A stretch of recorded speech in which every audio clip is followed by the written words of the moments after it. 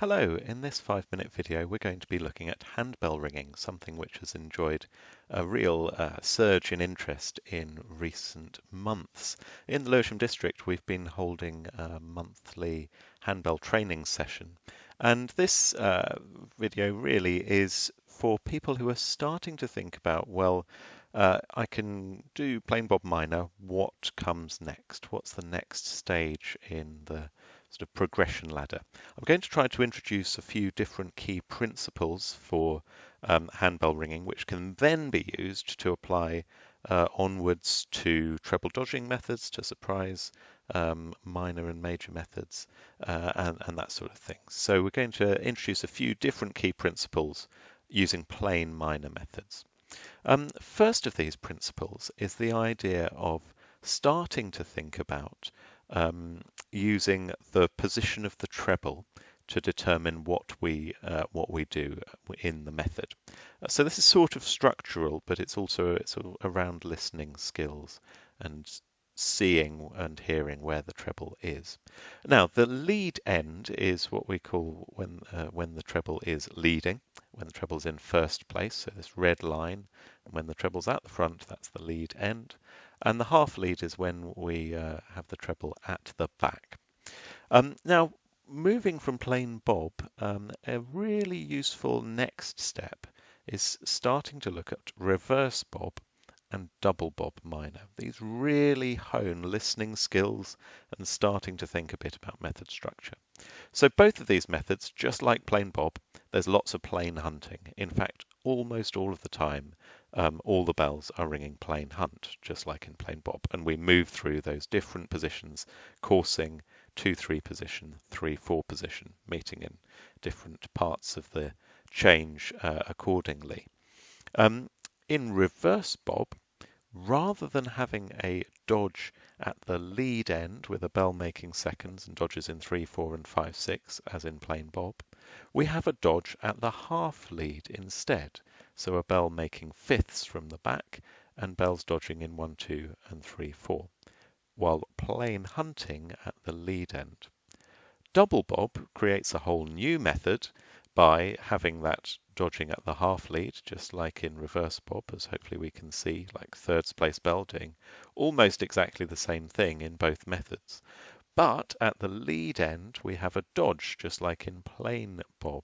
So if we start to look at thinking about these methods, we can begin to introduce some ideas around method structure, around listening skills.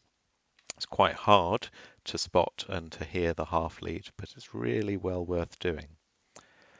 Then we can start to think about a couple of other approaches, thinking firstly about above and below works, I'll explain in a moment, and also continuing to think about how method structure can help us to ring handbells, to ringing two bells to a method.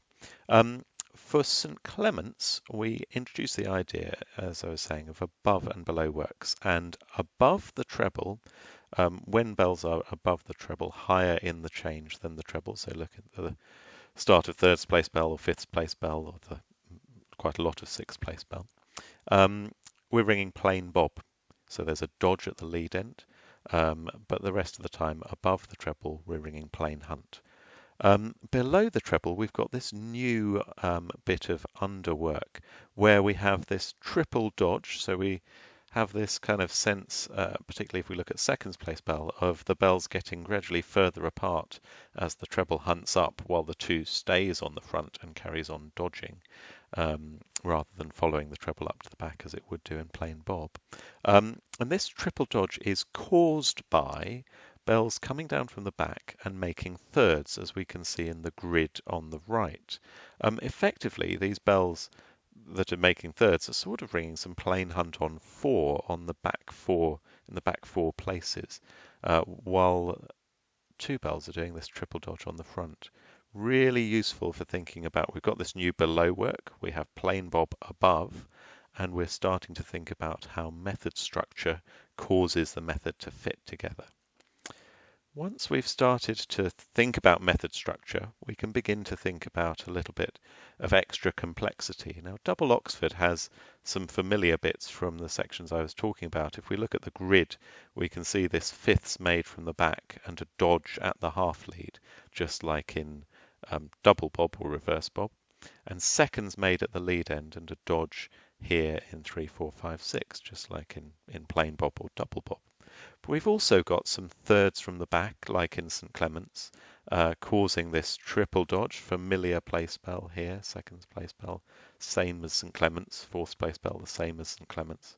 And we start to see these interesting places, fourths here causing a dodge on the back, thirds here causing a dodge on the front.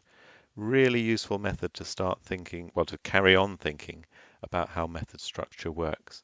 I'm going to do an additional couple of videos on using method structure for handbell ringing and learning new handbell methods, so watch out for those. But that's all for now. The methods, blue lines and grids, were got accessed from methods.ringing.org.